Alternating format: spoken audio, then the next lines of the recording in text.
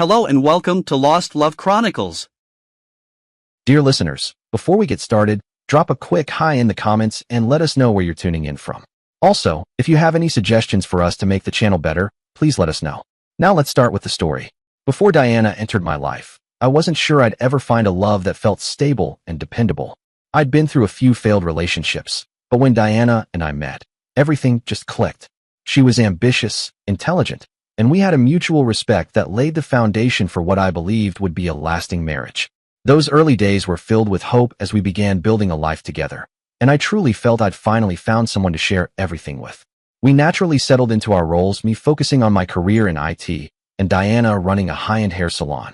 From the outside, it all seemed perfect. Even our friends often remarked on how well we worked together. I was confident we were building something meaningful, making plans for the future, including starting a family. Then, everything changed. My name is Joel Fielding, and for 5 years, I thought I was in a stable marriage. But that illusion shattered the day I came across a video that turned Diana into an internet meme exposing her as a hypocrite. It all began when the coronavirus pandemic hit. Diana's salon had to close, but I continued working remotely since my job in banking was considered essential. At first, we enjoyed the extra time together. But as the days dragged on, Diana grew increasingly irritable and frustrated, especially whenever I had to leave for work. During one of those trips, I noticed something strange. Despite not wearing cologne, the house smelled faintly of it after I returned. My suspicions grew, but I brushed them aside. As lockdown continued, things deteriorated. Diana became angry over trivial matters and strictly enforced every new health guideline. She made me wear a mask at all times and insisted on constant hand sanitizing. Eventually, she moved me into the guest room, claiming we couldn't maintain 6 feet of distance in bed, which also meant no intimacy. I argued, saying it didn't make sense since we already lived together, but she refused to budge. Soon, we weren't sharing meals or even using the same bathroom. She separated our dishes, and we were each responsible for washing our own clothes. We'd gone from husband and wife to little more than distant roommates. When the mayor launched a hotline and website for reporting neighbors not complying with COVID rules, I thought it was overreach. I voiced my concerns to Diana. "I think it's a great idea," she said. "People aren't following the rules. It's dangerous." "I'm not getting involved in that," I replied. "Suit yourself," she shrugged. "But I will." "You're not really going to report our neighbors, are you?" I asked, concerned about damaging relationships. "It's for their own good," she said. "If they don't care about their health, someone has to." "But they're our friends and neighbors," I argued. "Then they'd better follow the rules," she snapped. "I'm not risking us getting sick because of them." I warned her about the state's sunshine laws and how it could backfire if people found out she was reporting them. But Diana wasn't worried. Over the next few days, she began watching the neighbors constantly, even calling the snitch line when she saw kids playing outside. Eventually, a police officer showed up, spoke to their parents, and the kids went back indoors. I just hoped they never found out it was Diana. At the same time, her behavior became more erratic. She started making frequent trips to Walmart that lasted much longer than they used to. Diana was always an efficient shopper, but now she'd be gone for hours. She often came back from these Walmart trips with just a single item, which was odd enough on its own, but what really raised my suspicions was how she started dressing up for them. When I asked about it, she brushed me off, saying she just wanted to look nice. To make things even stranger, several times after returning, she went straight into the master bathroom, the one I was no longer allowed to use, and immediately took a shower. Why would she need to shower after a quick grocery run for 1 or 2 items? I may not be the most perceptive guy when it comes to women, but I wasn't born yesterday. Something wasn't right, and I was determined to figure out what. She left at almost the same time every day, dressed up, supposedly to run a quick errand, yet would be gone for nearly 3 hours. That didn't make sense. Sure, I'd seen long lines at stores during the lockdown, but after 45 days of this, I couldn't ignore the feeling that something else was going on. So I picked up the phone and called John Winthrop, an old college friend who now ran a private investigation firm. "What's up, buddy?" he answered. I explained everything, and he listened without interrupting. "Man, that doesn't sound good," he said. "Email me a recent picture of Diana, and I'll start digging. You might also want to install some cameras in the house that stream to your server." "Good idea," I replied, sending over a photo of Diana. "I've got a few extra cameras lying around," John said. "They're small, motion-activated, and can be hidden just about anywhere, even in smoke detectors. Meet me at your office this afternoon, and I'll bring them over." "That works," I said. "She's usually back from Walmart by 2:30, so I'll meet you before then." "Got at your office, 2:30. Just got your email." "Thanks." "No, thank you. I just need to get to the bottom of this." You might not like what you find, John warned. I already don't like what's happening, I said. See you this afternoon. After we hung up, I sat for a moment thinking about what he'd said. Maybe I wouldn't like the truth, but anything was better than the confusion I was living in. It was time to face this head on. I took a shower, changed clothes, and left a note on the kitchen counter for Diana, saying I'd be out until later that afternoon. I met John outside the building where my office was, and he handed me a box containing 3 compact, motion-activated cameras, plus an installation guide. These can go just about anywhere, he said. Hope this helps, Joel. I'll get started on my end and keep you posted. Thanks, John. I appreciate it. After he left, I went inside to check emails and saw UPS had delivered some batteries and DVDs I'd ordered. While reviewing our internal ticketing system, I learned some upgrades and battery swaps were scheduled for later that night after banking hours. I checked the time just enough to get home, install the cameras, and catch a couple hours of sleep before my shift. When I got home, Diana still hadn't returned, so I grabbed the ladder and headed for the master bedroom, a place I hadn't been allowed into for weeks. Curiosity got the better of me, and I glanced inside her hamper. There, I found a pair of underwear with what looked like suspicious, crusty stains. Disgusted, I got to work. Just as I finished installing a camera inside the smoke detector, Diana walked in. I could instantly smell a man's cologne on her mixed with something else I couldn't place. What are you doing in my room? She asked. Your room? I shot back. Last I checked, my name's on the mortgage. That means I can go into any room in this house, including the master bedroom, where we used to sleep together. She recoiled a bit. I didn't usually speak to her like that. For your information, I was changing the battery in the smoke detector, I added. I'll be doing the same in the guest room and the living room. Okay, she said quietly. You don't have to be so short with me. I didn't respond. I finished what I was doing and moved to the guest room, my new bedroom. I installed the second camera there, then went to the living room to set up the final one. Once I was done, I packed away the ladder and went to my office to make sure all the cameras were streaming properly to the server. It took a few minutes, but everything looked good. The video was clear, and the mics were picking up sound. I watched as Diana came out of the bathroom and changed into jeans and a light sweatshirt. I honestly hoped there wouldn't be anything incriminating. Maybe we could still work through this. After that, I headed upstairs. I need to go to the data center tonight to install some updates on the servers, I told her as I reached the top of the stairs. She almost seemed pleased that I'd be gone. I'll probably be out most of the night, I added. So I'm going to get a couple hours of sleep before I have to leave. Okay, she said, walking off without a second thought. She didn't even say goodnight. There was a time when hearing that I'd be gone all night would have upset her. Now, nothing. I shook my head and went to lie down, hoping for a little sleep. When my alarm went off, I dragged myself to the bathroom, brushed my teeth, and took a quick shower.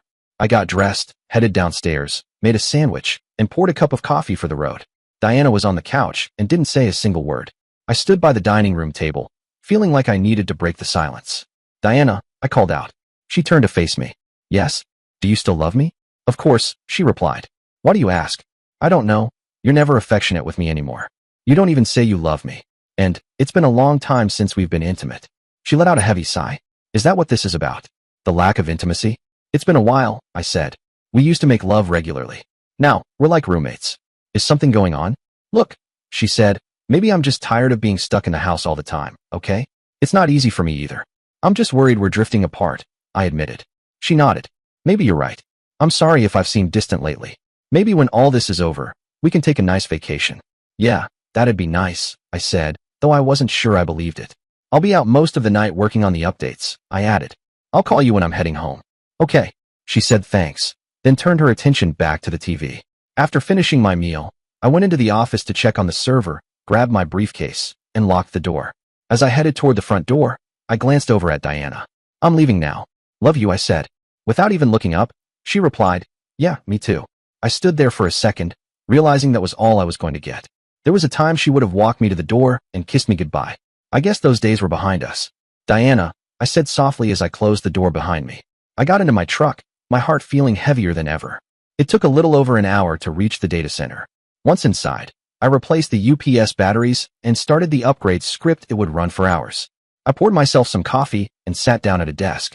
Pulling out my personal laptop, I connected to the network and logged into my home server. There were several video clips from earlier, so I started reviewing them. Nothing seemed unusual at first, just footage of me sleeping, Diana in the front room, the typical daily routine. I noticed she pulled out her phone several times to send messages. I hadn't been able to check her phone lately since she kept it on her at all times, so I had no idea who she was texting. One clip caught my attention. Diana was in the master bedroom, holding our wedding photo, the one that usually sat on the dresser. According to the timestamp, this happened while I was asleep. She stared at it wistfully for a moment, then set it face down on the dresser before walking out. Other clips showed me getting ready for work, and one captured our conversation before I left. What stood out to me was how emotionally detached she seemed. Her tone was flat. Even when I said goodbye, there was no warmth. But things took a turn after I left. She stood at the door for a moment, then got up to check if I was really gone. Once she was sure, she pulled out her phone and made a call. I could only hear her side of the conversation. "Hey, lover," she said with a smile. "Yeah, idiot's gone. Probably all night. You ready to come over and play in my bed?" A pause. "Of course, and anywhere else you want." "You want me to do what?" "Really? Okay, just for you. Hurry up, I'm excited thinking about you." "Yeah, okay. Love you, stud muffin. See you soon." "What the hell?" I whispered, staring at the screen. It was suddenly, painfully clear Diana didn't love me anymore. She was in love with someone else. I watched as she went upstairs to the master bedroom and picked up our wedding photo again. She giggled. "Don't you wish you were here to watch me?" she said, then placed it face down once more. The next clip showed her in the front room, completely unclothed, standing by the window. Minutes later, a car pulled into the driveway. She opened the door and stood there, still naked, as a man stepped onto the porch. He smiled and kissed her deeply. She kissed him back with eagerness. It had been so long since she touched me, let alone kissed me like that. Watching it felt like my heart was being ripped apart. They walked into the room, and I finally got a clear look at the man's face. He looked familiar, but I couldn't place him at first. His perfectly styled dark hair made him look like a model straight out of a salon advertisement. Then it hit me, he was a hairdresser at the salon Diana managed. I vaguely remembered meeting him once when I stopped by to see her. "So the idiot's gone all night?" he asked with a smirk. "Yep, all night," Diana replied, grinning from ear to ear. "Come on, let's go upstairs. I'm so excited for you." They dashed up the stairs and into what used to be our master bedroom. The video ended there, but another had just been saved to the server, so I opened it. This next clip picked up right where the last one left off. Diana and her lover were now in the bedroom, and she had climbed onto the bed. "It's not our marital bed anymore," she said casually. "I kicked him out of the bedroom, like you suggested. This is my bed now, or better yet, our bed. Yours and mine." That explained a lot. It was clear they had planned this together. "Too bad the coward isn't here to watch a real man with you," he said with a smug grin. She laughed. "Maybe later. Forget about him for now, I need you to screw me." The flood of emotions that hit me as I watched and listened to them degrade me in my own home was indescribable. In the very room I once thought of as a sanctuary of love and partnership, they were mocking everything I had believed in. Part of me was shattered over the loss of what I had once thought was a beautiful relationship. Another part burned with fury. After all the years I supported her, took care of her, this was how she repaid me? In a way, maybe it was for the best that I hadn't been there. I likely would have reached for my weapon and done something that would have landed me in prison. And I wasn't about to go down that road. It's insane how quickly your feelings for someone can change. At that moment, I didn't see Diana as my soulmate. She wasn't even my wife anymore. In fact, I found it hard to think of her as a woman at all. She was just a selfish, deceitful person. I needed to get away from all of this before I lost my mind. I stopped the video and left the data center. Driving to a nearby convenience store, I bought a couple packs of cigarettes and a 6-pack of Coke. I considered grabbing some beer, but I still had work to finish and needed to drive back home. It had been years since I last smoked, but I needed something to calm my nerves. Sitting in my truck, I lit a cigarette and tried to figure out what to do next. Divorce was obvious, but that didn't feel like enough. I needed some kind of payback, something to make Diana and her low-life lover regret what they'd done. But I had to be smart. I couldn't afford to end up in jail. I headed back inside to check on the system updates, then sat back down and resumed the video. I've read stories about guys who get excited watching their wives with other men, but thank God that wasn't me. Diana might still be physically attractive, but all I felt toward her now was pure hatred. What made it even worse wasn't just watching them have sex in the bedroom we once shared, it was what they were saying during it. "You want me to get you pregnant?" he asked. "Yes, baby. Get me pregnant," she replied. "What about your pathetic husband?" he asked. "Who cares about him?" she replied dismissively. "I'll make him think it's his and let him raise it." "I like that idea," the man said. "Here it comes." She took off her wedding rings and placed them in his hand. "God, you're wicked," he told her. "That's why you love me, right?" she said with a smile. I screamed. I cried. I raged. I wanted to smash my laptop against the wall. I couldn't believe the woman I had promised to love for the rest of my life was doing this to me, to us. I swore then and there I'd get revenge on both of them. In the video, they were now lying in bed together, my bed. "So, Diana, why don't you just divorce the idiot and come live with me?" he asked. Oh please, she scoffed. You think I'd give up all this to live in that little trailer of yours? Look, I love you and the sex, but I can't afford to divorce him yet. I still need his money. So that's what I was to her now. A paycheck. A meal ticket. Well, to hell with that. I stopped the video and logged into our bank account.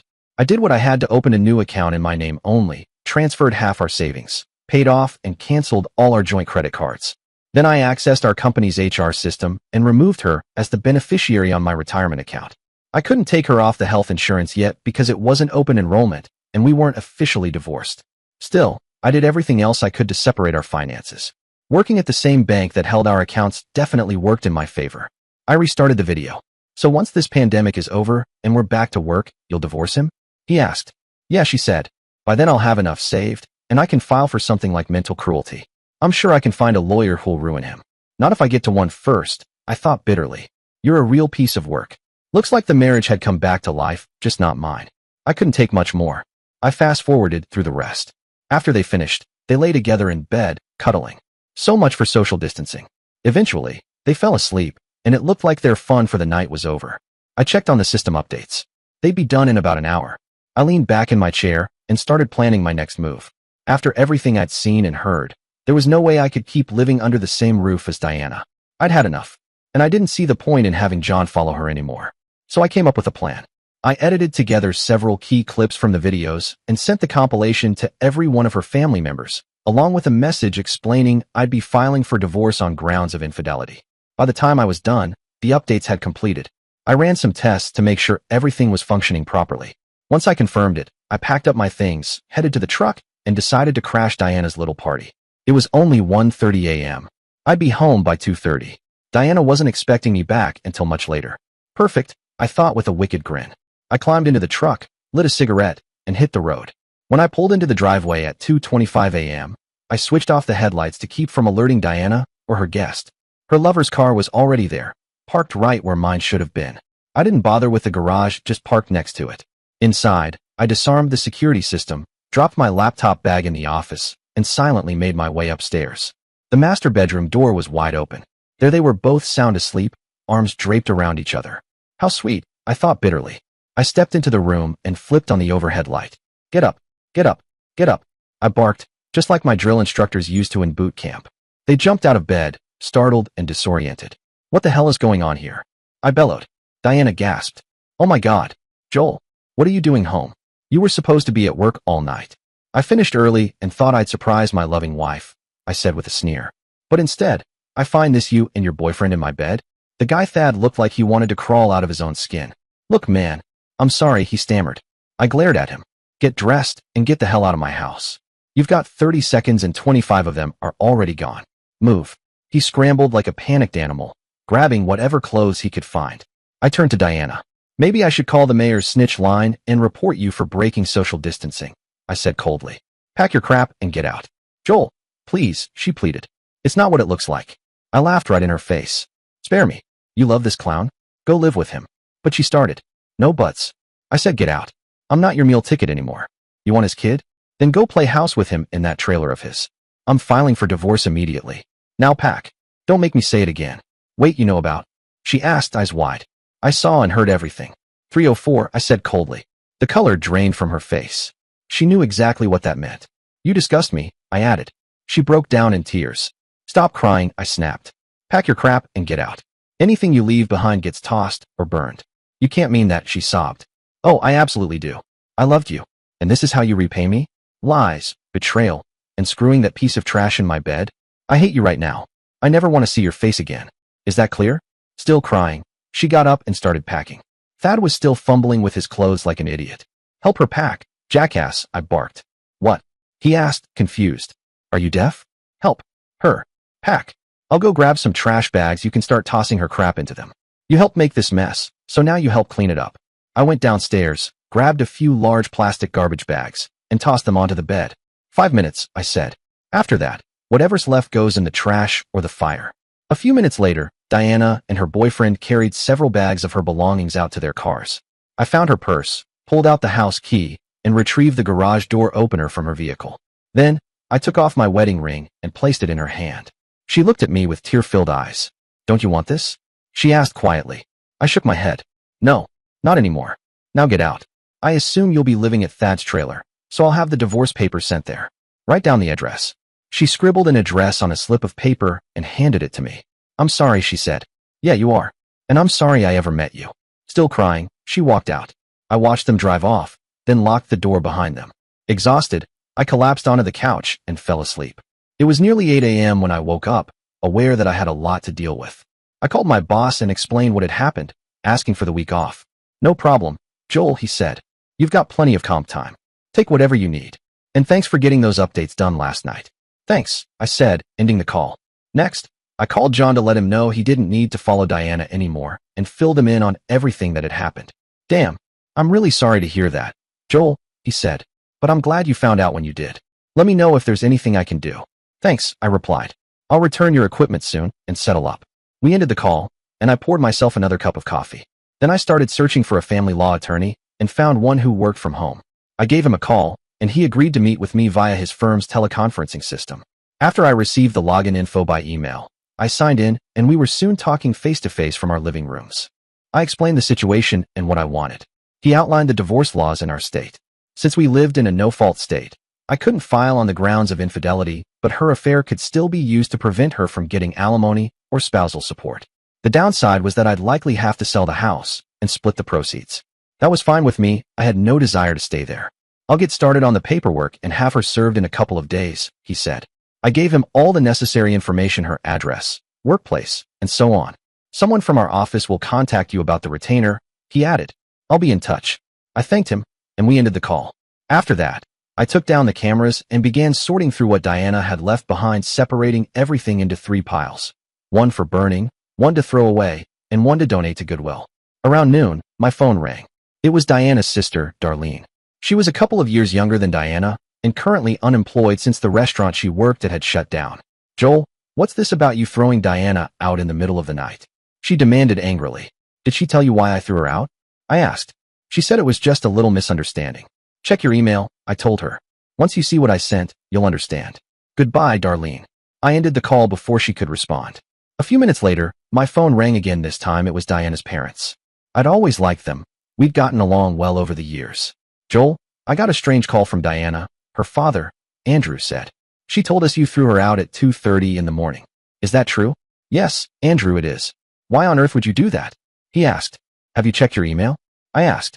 No, I haven't. Check it, and you'll understand. Talk to you later, Andrew. Give my best to Laura. Laura, Diana's mother, meant a lot to me. I'd always cared for her like she was family. I went back to sorting through Diana's belongings. The piles kept growing. About an hour later, Darlene called again. I picked up. Joel, I saw the video, she said, her voice quieter. I'm so sorry. She made it sound like you were being unreasonable and just kicked her out for no reason. Do you know who that guy is? I asked. Yeah, that's Ryan, she said. He worked at Diana's salon before it closed. She told me they've been seeing each other, even before the pandemic. Lovely, I muttered. Look, if I come pick up some of her things, can I stop by? She asked. If you're quick, I said. I'm sorting through it now. Most of it's going to Goodwill. The rest is being trashed or burned. Burned? She repeated, shocked. Yeah, like her wedding dress, our photos, that kind of thing. You're going to burn her wedding dress? She asked in disbelief. Absolutely. Please don't throw or burn anything until I get there, she pleaded. I might want to keep some of it. Like I said, you'd better hurry. I'll be right over, she said. I paused what I was doing, stepped outside for a cigarette and a cup of coffee.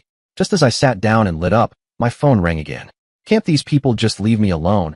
I muttered, then saw it was Andrew. I answered. Hey, Andrew. Joel, I owe you an apology, he said. I saw the video. I've never been more disgusted in my life.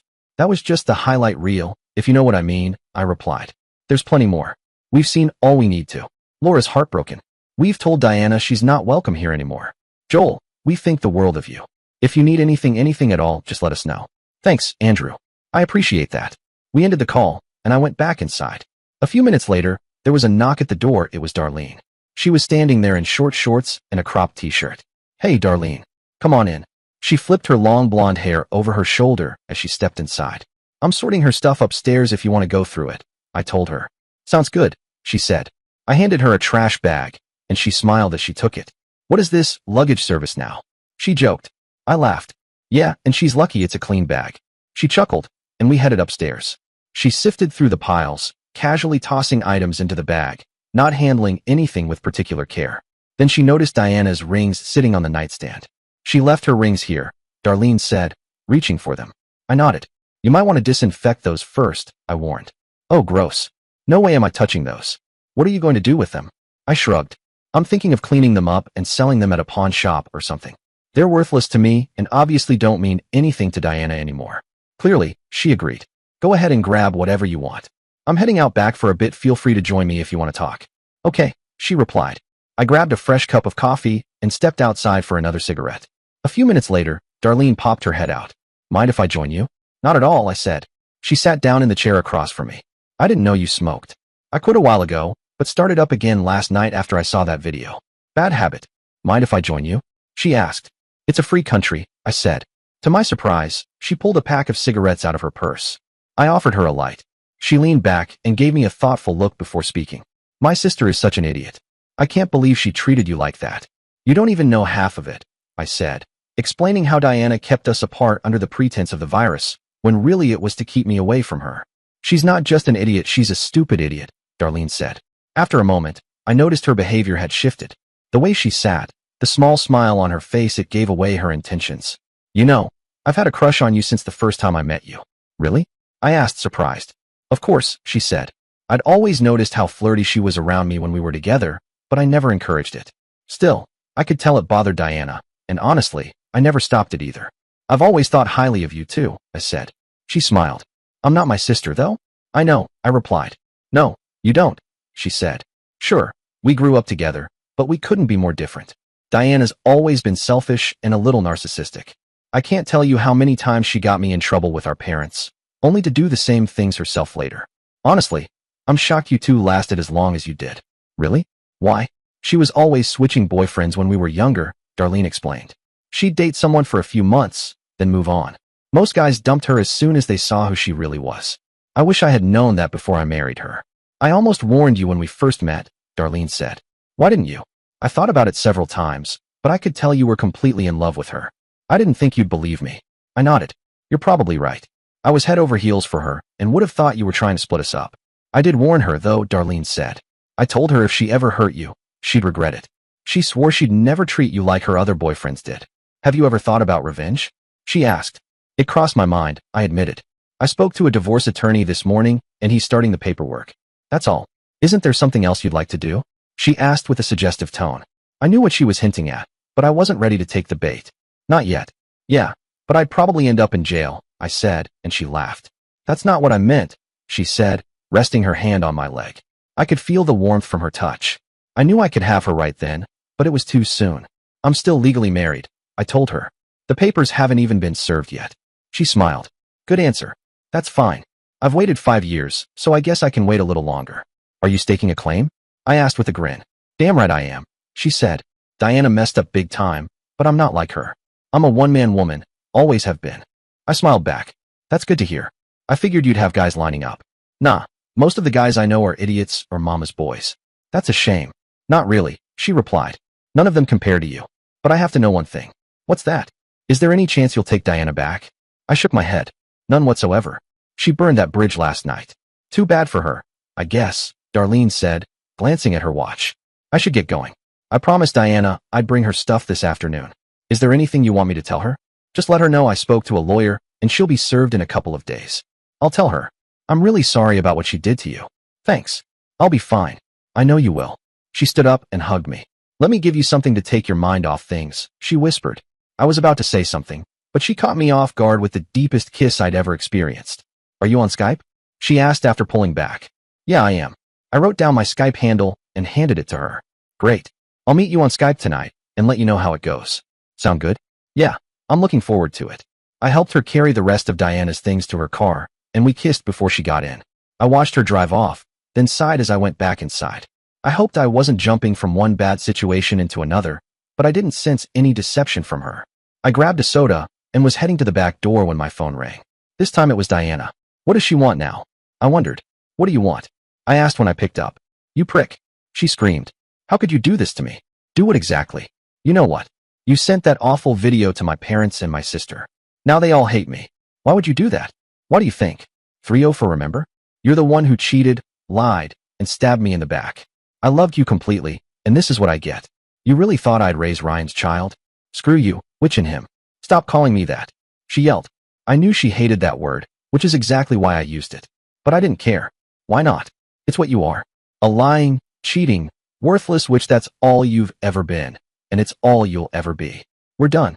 I spoke to a lawyer today, and you'll be served with divorce papers in a few days. In the meantime, I don't want to hear from or see you again. Joel, please, I'm begging you, she cried. I'm so sorry. We can fix this. No, we can't, I said firmly. You destroyed everything with your cheating. I'm done with your nonsense. You made your choice, now live with it. Goodbye. And I seriously hope I never see you alive again. I thought I heard her sob, but I didn't care. I ended the call and immediately blocked her number. Later that evening, Darlene contacted me on Skype. She told me Diana wasn't too happy about the condition of her belongings. Too bad, I thought. I told Darlene about Diana's call, and she laughed. Serves her right, she said. We chatted for a while before ending the call. I thanked her for everything she'd done and told her it meant a lot to me. It's my pleasure, she said sweetly. I'll be in touch. We said our goodbyes, and I found myself daydreaming about being with Darlene. The next day, I finished sorting through the rest of Diana's things. I cleaned her rings and packed the items I was donating to Goodwill into trash bags, then loaded them into the truck. After dropping the bags off, I stopped by a pawn shop and sold her rings, getting only a fraction of what I'd paid for them 5 years ago. Oh well, I thought. If Diana wants them, she can buy them back. I even mailed the pawn ticket to her at Ryan's trailer, just in case she wanted to reclaim them. I figured she'd get the ticket in a day or two, giving her the chance if she wanted. I'm not entirely heartless, after all. I called John and arranged to return the surveillance equipment he'd let me use. When I got back home, I tore down the bed and put it in the front yard along with the dresser and nightstands. I added a free sign, and within a couple of hours, everything was gone. I gathered the rest of Diana's things, including her wedding dress and all the photos with her in them, and took them out back. I grabbed a 50-gallon drum from the garage, stuffed everything inside, soaked it with lighter fluid, and set it on fire. I stayed with the drum until it had burned to ash, then made sure the fire was completely out before putting the lid on the drum. I left it there to cool before moving it. I went back inside and looked around, making sure I'd removed everything that reminded me of Diana. The place felt a bit empty, but it was worth it to clear out all traces of her. By then, it was evening, and I was exhausted. I fried up some hot dogs and watched a little TV before heading to bed. I slept in the next day, but still managed to get a lot done. I opened the windows in the now empty master bedroom to air it out, then grabbed some spackle to fill the nail holes. Afterward, I cleaned the carpet using the shampoo machine. It was late afternoon by the time I finished. I was in the garage cleaning the machine when I noticed Ryan's car pull up out front. I opened the garage door and grabbed a baseball bat I kept near the back door. Standing by the open door, I watched them get out and head toward the front door. I stepped out and intercepted them. What do you want? I asked Diana, holding up 2 envelopes. What is this crap? She demanded. If I'm not mistaken, those are divorce papers, I said. Sign them and send them back. I've been more than fair. The sooner you do that, the sooner this sham of a marriage can be over. Don't fight me on this, or I'll use the full video I have of you two in our bed. What about this? She asked, holding up a smaller envelope. I recognized it as the pawn ticket I'd mailed her. That's the pawn ticket for your rings. I sold them. Didn't get much, but that's life. I sent you the ticket in case you wanted to buy them back. I didn't want them, and clearly, they didn't mean much to you either. I'm sure the judge will understand why I did it. You prick, she cried. Do you really hate me that much? Yes, I do, I said flatly. What else did you do? She asked. I got rid of the rest of your stuff, just like I said I would. Gave away the bedroom set, took some things to Goodwill, and burned the rest. Burned? She asked, shocked. What did you burn? Your wedding dress and any pictures that included you. Junk, basically. You actually burned my wedding dress? Her eyes filled with tears. Yep. Want the ashes? She broke down crying as Ryan held her, shooting me a glare. You really are a heartless prick. Yeah, I am. Especially when someone I loved with all my heart stabs me in the back with someone like you. Just a warning, she'll probably cheat on you too. Don't get too comfortable now. Get off my lawn. Ryan turned her around and led her back to his car. She glanced back at me before getting inside, but I cut her off. By the way, you two seem awfully close for social distancing, and neither of you is wearing masks. Maybe I should call the mayor's hotline and report you, I said, pulling out my phone like I was about to call. She sobbed as she got into the car. Ryan squealed his tires as he drove off. I smiled and put my phone away. I expected her to fight the divorce, so I was surprised when my lawyer called the next morning to tell me she'd signed the papers and dropped them off at his firm. I got them filed, and we've got a tentative court date 2 weeks from today, he said. Fortunately, The court here is more technologically advanced, so the hearing will be online since she's not contesting it. I've also sent a copy of your video to the judge. I think things will go well for you. Thanks, I replied, ending the call. Around 2:30, Darlene called. How's it going? I heard Diana got served, she said.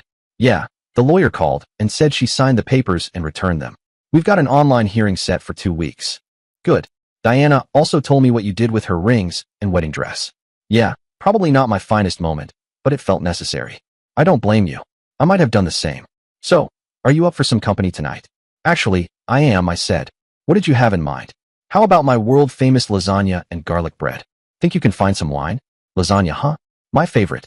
I think I can find some wine. Great. I'll be over around 6:30. Does that work for you? Looking forward to it, I said. We chatted a bit more before ending the call. Afterward, I went out to grab a bottle of wine and picked up some flowers. When I got back, I jumped in the shower, shaved, and dressed in clean jeans and a polo shirt. I still had some time before Darlene arrived, so I set the table with the good dinnerware and placed candles in the center. I felt a little like a teenager trying to impress his first date. Just as I lit the candles, the doorbell rang. I opened the door and welcomed Darlene inside. She handed me the hot lasagna, which I placed on a warming rack I'd set out. She arranged the garlic bread on a plate, and I admired her short black dress. She looked stunning. As she served the lasagna, I poured us each a glass of wine and pulled out her chair. She smiled sweetly and sat down. You look just as delicious as this lasagna, I told her. She smiled back. Thank you, and you're looking pretty good yourself in that polo. I like what you've done with the place. I don't see any signs Diana ever lived here. That's the idea, I said, taking a bite. This is the best lasagna I've ever had. I'm glad you like it, she said. Wait till you see what I brought for dessert. Dessert? I asked, not remembering her bringing anything else. Then it clicked. I smiled knowingly. After dinner, Darlene helped me clear the table. Once we finished, she turned to me and untied her dress. It took me a moment to realize I'd stopped breathing. Standing before me was the most beautiful woman I'd ever seen. What's the matter? She teased. Haven't you seen an unclothed woman before? Not one as sexy and beautiful as you, I stammered. She kissed me deeply. Are you ready for dessert? I couldn't remember ever feeling this good, not even with Diana. She wrapped her arms around my neck and kissed me again. I love you, Joel, she said. I've always loved you and always will. Please let me be your woman, as long as you'll have me. I kissed her softly and smiled. I love you too, Darlene. I wish I'd met you before Diana. She smiled back. Me too. But now let's go upstairs. Thought you'd never ask, I said. We went upstairs, arm in arm, to the guest bedroom. The bed was smaller than the one in the master bedroom, but perfect for us. We made love for hours before finally falling asleep in each other's arms. The next morning, Darlene woke me up. I felt like a completely new person, and I had this incredible woman to thank for it. We headed downstairs, and while I made coffee, she whipped up breakfast. I sat at the breakfast counter watching Darlene cook bacon and eggs, wearing nothing but a smile. I could get used to this, I said, admiring her figure. She laughed. I hope so, cowboy. Why is that? Because I plan on doing this every chance I get. Seriously? I asked. Yep. You have no idea how long I've dreamed of being with you. She plated our breakfast, and we sat down to eat at the counter. So, what's on your agenda today? She asked as she finished her meal. I've got some things to wrap up around here, I replied. I need to start prepping the house for sale. The court will likely order it sold, so I might as well get a head start. I noticed the master bedroom looked strange being empty. Are you going to replace the furniture eventually? Not until I know what's happening with the house. That makes sense. What else do you have planned? Actually, I had an idea I wanted to run by you. Oh, what's that? How about I bring over some things from my apartment and stay here more often? That way, I can help you get the place ready to sell, and we can spend more time together. I thought about it for a moment. I like that idea. We just have to be cautious. The last thing I want is Diana filing something against me. You're right, she agreed. But I doubt that'll be a problem. I know my sister, and I think she's accepted that you two are done. I'll be discreet. If anyone asks, I'll just say I'm helping you through a difficult time. I'll stay at my studio apartment a couple of nights a week, but most of the time I'll be here with you. I considered it for a moment. Deal. She smiled and kissed me. I meant what I said last night, you know. What's that? That I love you. I've always loved you, and I'll never treat you the way Diana did. I love you too, Darlene, I said, kissing her back. I genuinely did love her, and I hope this isn't just a rebound. I'm already feeling better, and it's all thanks to you. She kissed me again before standing up. I'd better get dressed and head out. I'll be back this afternoon. Okay, sounds good. Oh, wait a second, I said, grabbing my jeans from the floor. I pulled out my key ring and handed her Diana's old house key. Just in case I'm not here when you get back. I'll give you the garage opener and security code too. After sorting all that out, Darlene went upstairs, got dressed, and left. The next 2 weeks were great. Darlene spent most nights with me and was a huge help, especially once I went back to work. We got a lot done, including painting most of the interior. She understood my job's demands, which sometimes required late nights or travel, and was okay with that. On those nights, she stayed at her apartment, and we kept in touch via Skype until she went to bed. Trust was important to me, and Darlene seemed to sense that without me having to say it. If I had to work late or travel, I'd always let her know with a call or text, and she did the same if she needed to run errands or go to her apartment. By the end of the 2 weeks, we had settled into a comfortable routine. It was clear she had gone a long way toward healing my heart during that time. It felt like a pre-honeymoon, and we learned a lot about each other, including our shared taste in music. Finally, the day of the online court hearing arrived. I was surprised that Diana hadn't tried to contact me during those 2 weeks, but I didn't mind. Darlene came by to sit off to the side and listen. I dressed for the hearing and listened as my lawyer explained the process. Since Diana wasn't contesting the divorce, my lawyer said it should only take about 15 minutes. However, the judge had scheduled an hour just in case. Between you and me, I think he likes to take his time, my lawyer joked. Soon, the judge, the bailiff, the court reporter, my lawyer, and I were all online. But Diana wasn't. Mr. Winther, the judge asked, "Do you know why Mrs. Fielding isn't present?" "No, Your Honor," my lawyer replied. "I sent her the instructions a couple of days ago, but I haven't heard from her." "Mr. Fielding, have you heard from your wife?" the judge asked me. "No, sir, I haven't." "All right, bailiff, contact the sheriff's office and send them to Mrs. Fielding's address. If there's no valid reason for her absence, have her taken into custody." "Yes, sir," the bailiff said. We waited for about 45 minutes until the bailiff returned. "Your Honor, deputies have reported from Mrs. Fielding's residence. Both Mrs. Fielding and her companion were found deceased. The medical examiner has been called." "I see. Thank you, bailiff," the judge said. "Mr. Fielding, it seems your petition for divorce is now moot due to your wife's passing. I will wait for the official report from the medical examiner before closing the case. In the meantime, please accept my condolences." "Thank you, Your Honor," I replied. The judge, bailiff, and court reporter left the call, leaving just me and my lawyer. "I'm very sorry, Mr. Fielding," he said.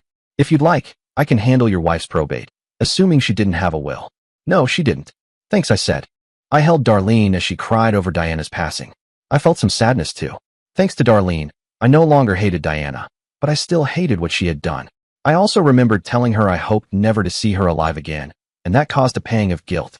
It was something I'd said in anger, but it still bothered me. A couple of weeks later, the state started reopening and life began to return to normal. The autopsy revealed that Diana and her lover had both died from the coronavirus. It also showed they had taken large quantities of illegal pills, and the medical examiner confirmed Diana had been pregnant, no doubt with her lover's child. Strangely, neither of them sought medical help. I attended the funeral to support Darlene and her parents. Fortunately, I had a term life insurance policy on Diana through the bank, so her final expenses were covered. Andrew and Laura were happy to hear that Darlene and I were together. I'm not sure where our relationship is headed, but I suspect I'll be proposing before too long. Right now, I'm focused on this amazing woman who's showing me just how much she loves me, and I'm thoroughly enjoying it. So, if you'll excuse me, I'm going to focus on her for a while. Dear listeners, please share your thoughts in the comments section below and don't forget to like, share, and subscribe.